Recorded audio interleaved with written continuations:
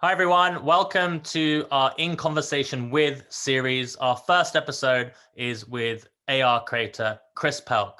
How are you doing, Chris? Hi, I'm doing fine, thank you. Where are you calling in from today? I'm based in the Netherlands, in Cool. a very small town called Tilburg. Okay, nice. Yeah. Well, yeah, we as we're doing these interviews, it's great to kind of learn a bit about your career and kind of the inspiration and some of the amazing effects you created. So I thought we'd kick off straight away and just ask, yeah, how have you kind of got to where you're at today, and what's been your career so far? Oh yeah, but we have half an hour. You Yeah. said. Okay. The highlights then, at least. The highlights. I'm gonna give you like a little timeline. It's I've Okay. worked as a designer for 12 years, and after that I dived into the marketing side of advertisement and commercials and things like that. And after that, I did that for like 4 years. I became a creative director at a company called Livewall. And Livewall is a company that creates a lot of digital stuff, a lot of products for big brands like Spotify, Warner Music, Sony Music, you name it. It's very big. And I'm creating. I'm the creative director of that company, and I direct like 79 people with different skills, and I make up a lot of digital products conceptual. So I think up a lot of stuff, and that's the reason why I dove into Spark AR for augmented reality filters, because I wanted to do a thing again with my hands, create things with my hands, just as a hobby. Yeah. And that hobby that exploded and it became a business. And are you still working at Livewall? Yeah, I'm still working at Livewall, and I'm creating effects there, and I'm creating effects for myself. And but it's why I chose AR and especially AR effects. It goes way back in my childhood years, because in my childhood years I was like 8 at that time. I saw Back to the Future 2. Yeah. And there's a scene in Back to the Future 2 where you see like the shark coming out of the billboard, you know? Yeah. And he's biting it. And that was the first time I saw what we now call AR. You know, and I was like, whoa, that's awesome. I want to do that in a later phase in my life. I want to make that kind of stuff when it's 2020, like Back to the Future 2. Yeah. Now it's 2020. Now I'm making that stuff, so that's cool. Another part also started in those years. I was like 8, and you had like the only channel for music videos was MTV, and I was watching that, and I saw like Run DMC with with their new clip, My Adidas. So I and I saw that as a child. I was like, whoa, that's fucking awesome, cool. But I was also reading about it, but what Adidas was doing with Run DMC. It was like a collaborative thing for them. After they released that song, Adidas contacted Run DMC, and they went on a journey together to promote the shoe, but also the song. Yeah. And when I saw that at that age, I was sure I wanted to do something with advertisement, with brands, with promotion, and music and artists. Yeah. And that's also what I'm doing at the moment at Livewall. I told you we make a lot of stuff for Spotify, for like Sony Music, all those brand labels, record labels. And with Spark AR, the artists are contacting me and record labels are contacting me to make AR effects for them, for their artists, for their music and the tracks. Yeah. So that's very cool to do. Yeah, pretty cool. And what's been that? I mean, in terms of kind of the following that you've created, you know, I looked at your Instagram. You nearly have 700,000 followers, which is amazing. Yeah. You know, for you, was it just kind of like a natural evolution in terms of kind of testing and creating different effects? And was there a few that kind of, you know, went viral that made you have that follow, or you've worked with kind of some specific artists? Yeah. Chris, what was like? When was the moment when you realized, or what was there a certain effect that you made when it just went boom, and then you kind of realized, wow, this is something great? Before I started creating AR effects for Instagram, it was at that moment a closed beta group, and in that closed beta group, there are a lot of people creating AR effects, and I call them like glasses on, glasses off AR effects. It's the you see yourself, and we're putting on like a glass AR 3D glass on it, and I wasn't excited by that. So I went back and I started analyzing the platform more, Instagram. And quite quickly, I saw that Instagram is the most narcissistic platform within all platforms, which means people like to show themselves on Instagram. And if people like to show themselves on Instagram, it means they like to see themselves on Instagram. So I wanted to create an effect that was like based on that need, to see yourself and to show yourself. At the same time, I was watching a music video from a local band in the Netherlands that's called The State. And that video is called Witch Doctor. And in that video, you see a lot of 3D persons and it's rotating, they are meshing up, you know, but it's all the same person. And that's what helped me to create effects like revolution and flower power. You see a lot of segmented persons you see yourself like not one time, but hundreds of times. Yeah. And that fits in the need that I thought up, the need of the narcissistic need to show yourself. So I published that, and it went viral. It went very viral because other platforms like TikTok and Snapchat, they were copying that effect. But because I had started that effect, everybody thought and is still thinking that I'm the creator of the effects on TikTok, on Snapchat, but I just made the effect on Instagram. Yeah. Yeah. You still want to take that credit though. Yeah. With the initial inspiration, at least. But it went viral, and within like 2-3 months, I had like a couple of 100,000 followers, and within a half a year I had 1 million.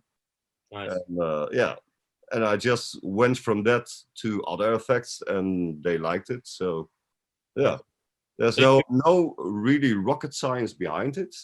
Yeah. Except for that, when you start something for social media, you have to think always about what's the need for the user. That's a important part, because social media started upon a need. It was Mark who was like having trouble dating or something like that. And he started a platform so people could meet each other digitally. Yeah. No? The need for a girl was his start. And so you said you're very inspired by like music and fashion and kind of that creative collaboration with your team. Was from kind of rewinding a bit, like for you personally, to actually learn the tools to be able to create in Spark AR, like what was that moment? Was it out of frustration that you wanted to create something yourself? And I mean, when was that moment, and how long did it take you to get comfortable with using the platform? It was a little bit of frustration because I had a client, Coca-Cola, and I had an idea for an AR effect for them. But in that AR effect, there were a couple of things that was not allowed, like logos and text and stuff like that, and it couldn't be published. It wasn't like accepted by Facebook and by Instagram. And even though I had contact with a couple of people at Facebook and Instagram, it didn't fly. So that gave me the drive to get like top of mind at the people working at Spark AR and at Facebook and Instagram. And the fire was lit, and now I'm just chatting with like the creators of the program. So that's yeah, I think that goal is reached. And in terms of you actually learning the platform, like to create yourself, I mean, are you're avidly obviously making the effects yourself? Have you kind of helped your team out? Is the people at Livewall creating effects as well, or? No, it's just me. Yeah, it's me, and I learned the program and all other programs to make assets, you know, from scratch. So I'm. If you have a good drive, you can learn anything. And you have to find the right resources, the right communities, like this one. Yeah. So you can like chat with other people making things and learn from them, you know. Yeah. And it's not rocket science. You can learn. Everybody can learn Spark AR. It's quite easy to make an effect. But it's not easy to make a effect that's that has high quality and has like the right idea behind it, so it also goes viral. Mm. Yeah. But I think when you're working with brands, is it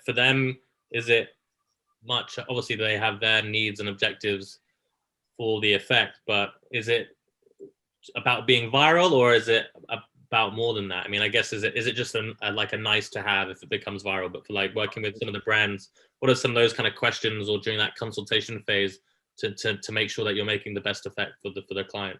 There are different goals for each project and client. The one client wants awareness about a topic, or about a brand, or about their music track. Other people just want to get like followers, or they like the novelty of it. Yeah? We are having like an AR effect on our account. So there are a lot of goals that clients have. Mm. And it's our task to hear them, to hear what kind of goal they have, but also to educate them. To say, okay, nice, you want to have followers, but what are you gonna do with those followers? You know, it's not the most important part of having an AR effect. I think a more important part of an AR effect is like having users. How many times is your effect being used and being shared and things like that. Mm. Someone told me a story about you. Did you make a joke Frozen effect and Disney bought it off you or something? What happened there? Didn't you like make a fun effect for Disney and they saw it and actually bought the effect off you or something? Is that true? Yeah, that's a cool story. That's a cool story, because I have like 2 little daughters, and one of the daughters is 6 years old, and she loves Frozen. And I was making effects, and I wanted to give my daughter the ability to freeze the screen of your mobile by opening her mouth. And when she opens her mouth, snowflakes are coming out of it, and your screen gets frozen. So I made that with her. I was like collaborating with my daughter to make that effect. And I published it, and it wasn't with Disney assets, because Disney assets are like, yeah, their rights to it, you know. I published it, and I put a lot of mentions and hashtags in it, all kinds of Disney divisions and Pixar. And after a couple of months, I got a mail from a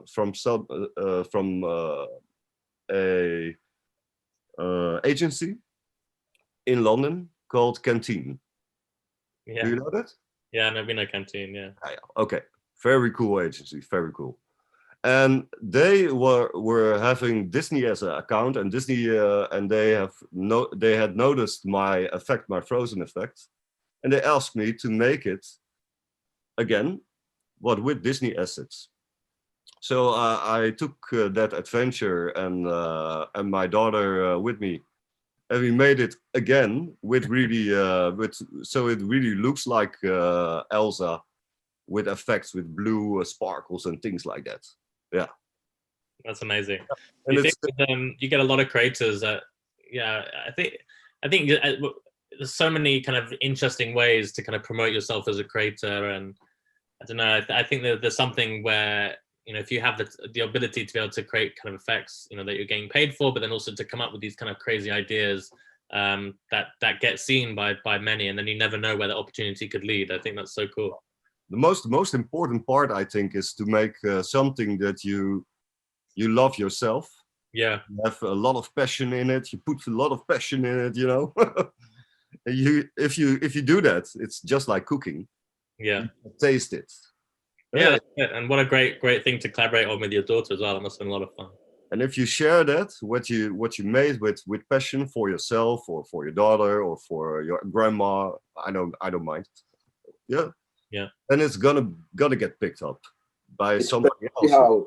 It's crazy how quickly effects get around. I sometimes, like, someone on the other side of the world will release an effect that goes viral really quickly, and I'll have like 5 different clients in one day email me saying, have you seen this effect? Can you make something like this? And I'm like, how has it got round everyone so quickly? And it just does, doesn't it, like that? So you think a lot of because what we found is there's still a tremendous amount of education required for brands, where they still, you know, they're kind of so used to their video or you know, their kind of animation or graphic design, kind of static artwork that they're publishing across social channels. Do a lot of brands are coming to you for kind of the traditional kind of social media assets or whatever through Livewall, and then you're kind of talking to them and saying, oh, but, you know, have you thought about augmented reality?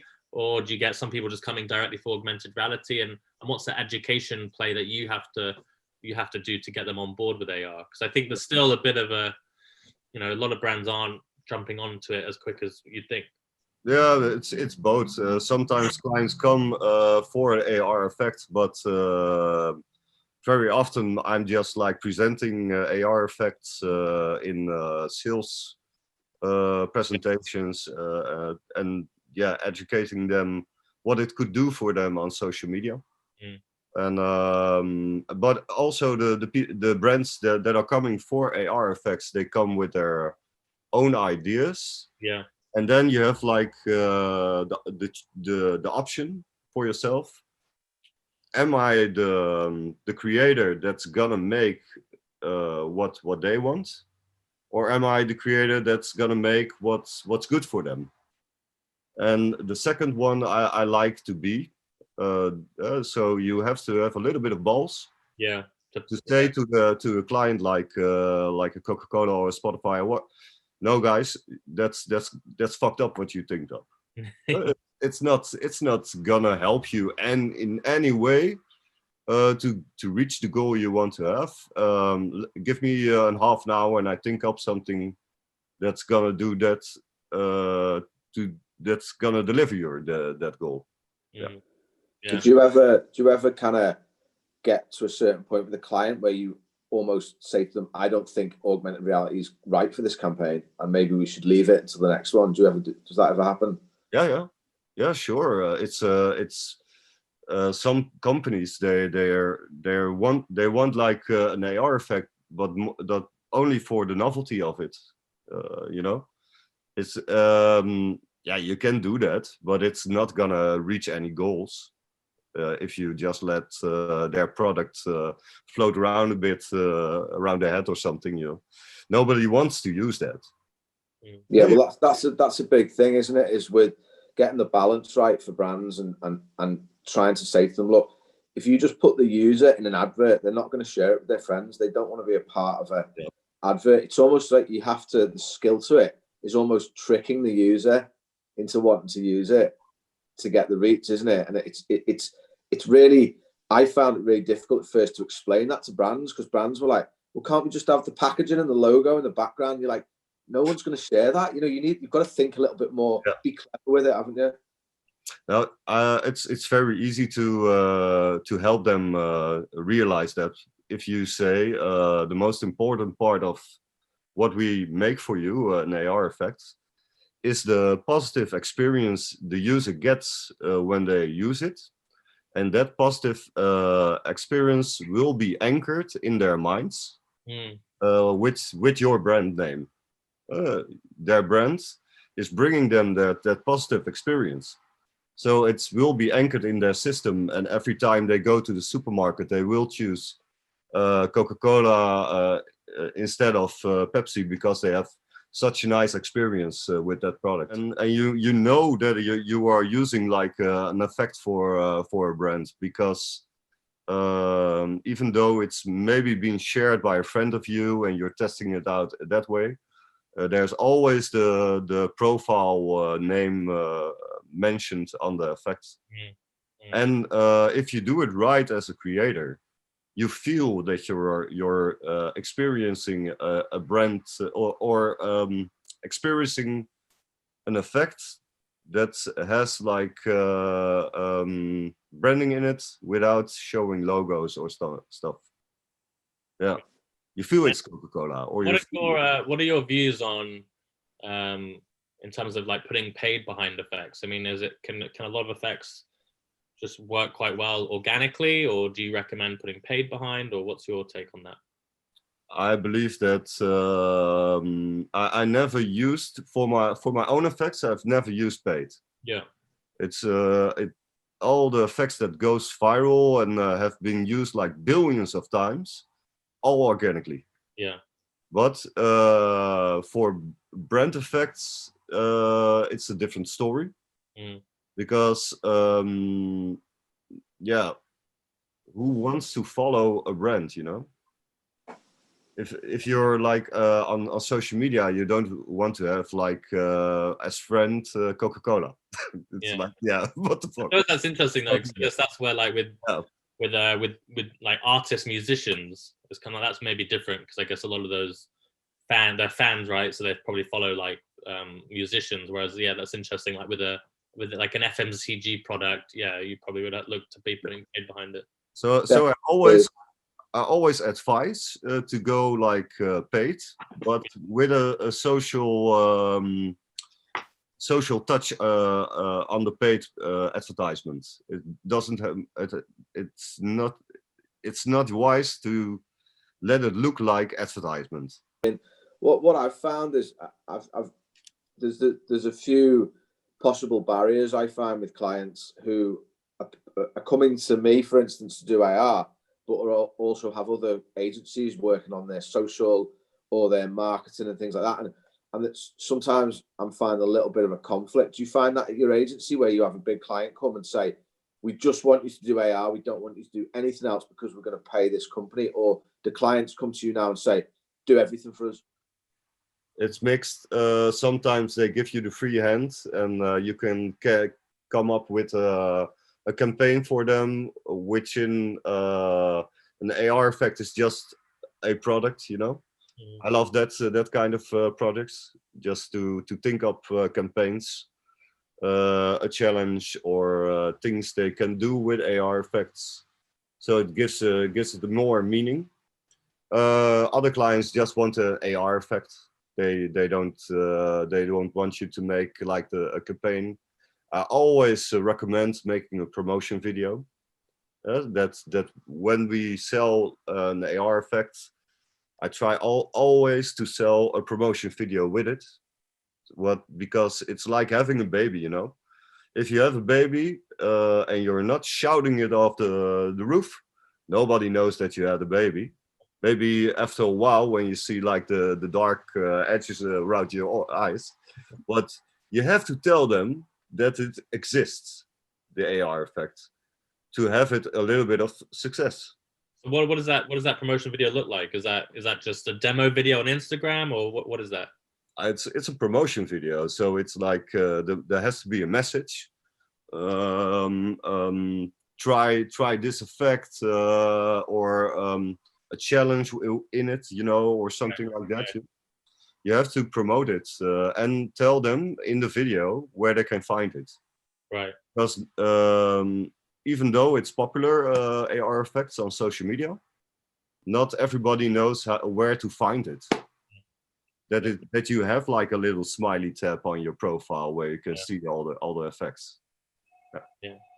So it's always a little bit of both. It's like promoting with a catchy message and explaining how to use it.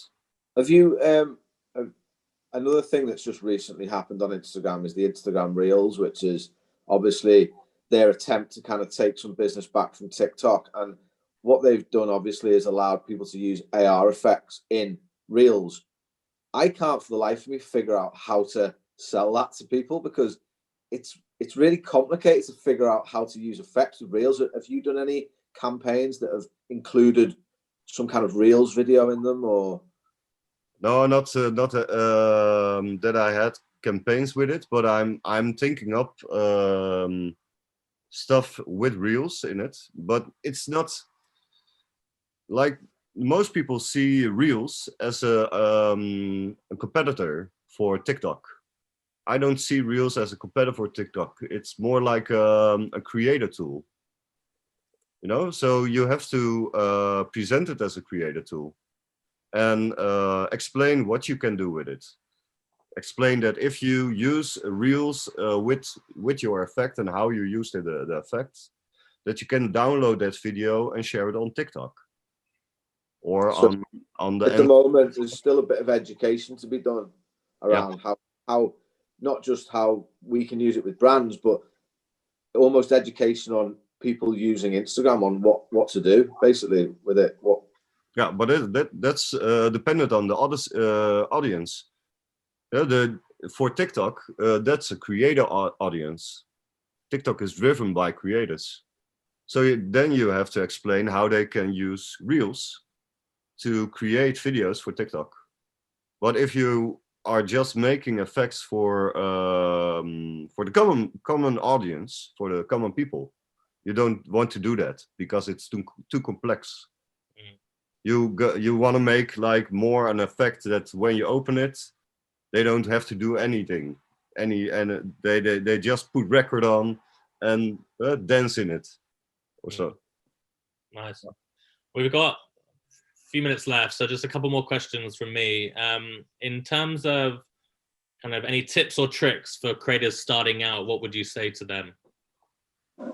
For if you don't know to make AR effects, is that the question?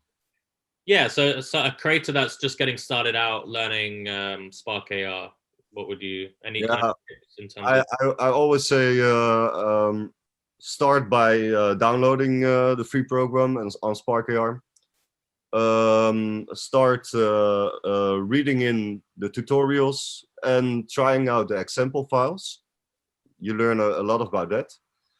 And join the community on Facebook, because the community are full of people who are like sharing patches and example files, and you can learn a lot of by just engaging in the community. Right. And in terms of what are you excited or curious about for the future of AR? I'm excited about mixed reality things like Project Aria. Because a lot of my effects I make personally for the fun of it are a little bit as like you are using drugs, you know. And when you, I like to make drug effects on that you can see with your glasses. Right. So you're just experiencing things in the world like you're using drugs, or make effects that change the whole appearance of the world. So kids can like sit with their glasses on the dining table, and they put on the filter and they see their parents as the Simpsons or something like that. Yeah. So you have they can they fun up their world with those. So I'm looking forward to that. And yeah, it's hard to say where we are heading with AR. I think it's gonna be mixed in every kind of reality we know. You see it in TV already. You see it on games, football games. They're putting augmented reality in news items. So there's a big market for it if you just understand the principles. And it doesn't sticks with making AR effects for an Instagram. It's going worldwide. Yeah, it's logical. It's also logical, we have this planet, and it's a little planet, and that's our reality. And what we are doing is like building worlds upon worlds, and that's not gonna lose. 100%. That's gonna be a success. Awesome. Well, thank you so much. In terms of where can people find you? What's your Instagram or your website? At Chris Pelk. Yeah. That's very easy. It's my name, at Chris Pelk, because I started my Instagram account as a personal account. Yeah. And then it exploded. So so I am my own brand at the moment. Yeah, if you scroll all the way back through Chris's account, there's just pictures of cats with like 2 likes like years ago. Yeah. Well, thanks so much, Chris. It's been great to learn your story, and thank you for sharing your insight. Thank you. Yeah, thank you so much, guys, and I wish you a lot of success with this this new part of the platform. Yeah, thank you. We'll definitely have to be in touch and get you involved. So cheers, Chris. Sure. Thanks. Cool. Bye-bye. Bye, Ant. Bye.